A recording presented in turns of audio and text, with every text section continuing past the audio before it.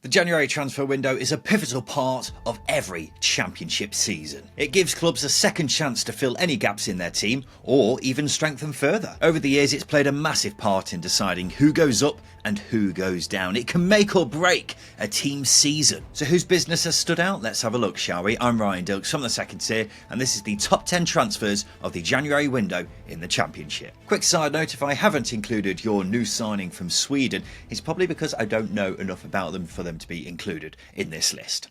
Let's begin. Number 10, Lewis O'Brien to Swansea City on loan. 3 seasons ago, Lewis O'Brien was the best midfielder in the Championship. He was the standout player for Huddersfield in the season that they got to the playoff final. He was a box-to-box midfielder who dominated games, and that led to him getting an £8 million move to Nottingham Forest. Unfortunately, things haven't gone well for him since then. He made just 13 appearances for Forest and then lost his place in the team. He then agreed to move on loan to Blackburn, but that deal fell through due to an administrative error. So he's had to go on loan elsewhere, particularly to the MLS, where he had spells at DC United and LAFC. He also had a spell at Middlesbrough, which was disrupted because of injury. However, if Swansea can get him back to the player he once was, this would be a sublime move, particularly with the departure of Matt Grimes. Who knows, it may potentially lead to a permanent move in the summer if he gets his career properly back on track. Number 9, Ibrahim Sissoko to Sheffield Wednesday on loan. Ibrahim Sissoko was the standout player for Plymouth earlier in this season. He was often the only one who looked capable of making things happen for them.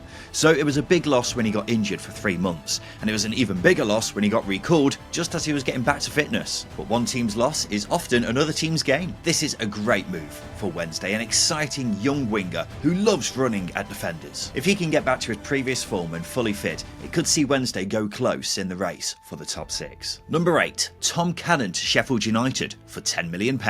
Yeah, it's a bit of a pricey one, but hear me out. Just about every club is looking for a reliable goal scorer every January. They're really hard to find. So while £10 million may seem a lot, that's just how much it costs to get a striker as good as Tom Cannon. He had scored 9 goals in 22 games for Stoke on loan. Even more impressive when you consider the fact he was playing for the lowest scorers in the league, so he was living off scraps, but he scored over a third of Stoke's goals in the time he was there. He's a great finisher with bags of pace. At only 22, he's still got a lot of room to grow as a player, so in time he should start to pay back that £10 million fee, particularly if he fires Sheffield United to the Premier League. Number 7, Matt Grimes to Coventry City for £3 million. If you asked me to name the players I least expected to move this January, Matt Grimes would have definitely been in there. This man has been Mr. Swansea City. He was the 7th longest serving player in the Championship at their current club. He was the club captain, so for him to leave was very unexpected.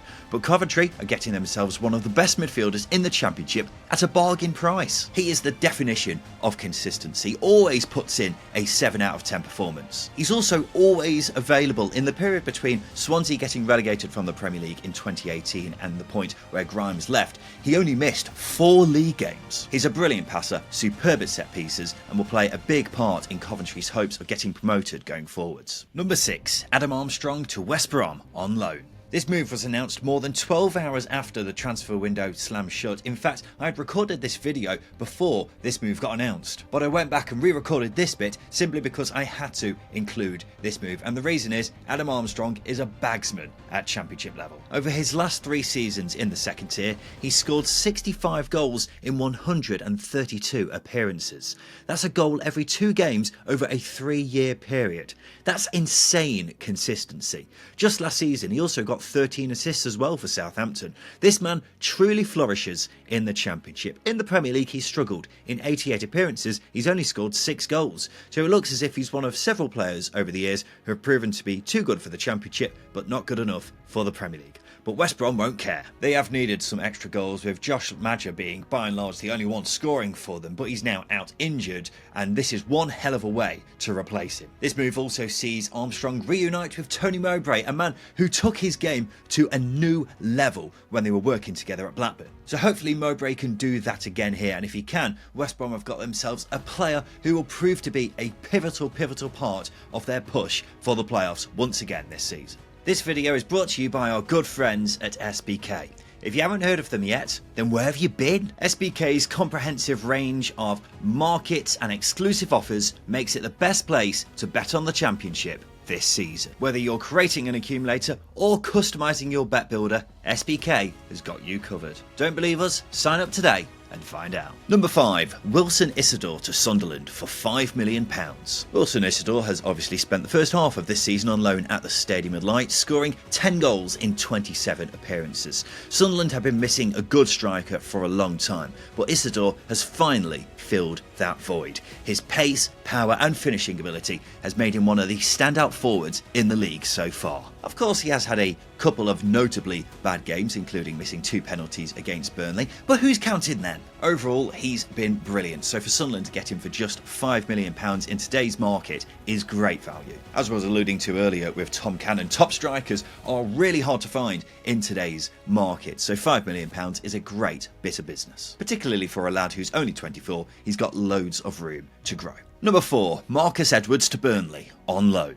In terms of sheer ability, Marcus Edwards is probably one of the most talented players ever signed by a Championship club. In this summer just gone, he was being linked with the likes of Manchester United and Tottenham. He's performed at the highest level in the Champions League, scoring big goals against the likes of Spurs and Eintracht Frankfurt, and played big roles in Sporting getting to the knockout stages of the Europa League over the last couple of years, and then winning the Portuguese league title last season. He's an extremely talented attacker, there's no doubt about that, and he's going to a Burnley team who desperately needed some added threat in the final third.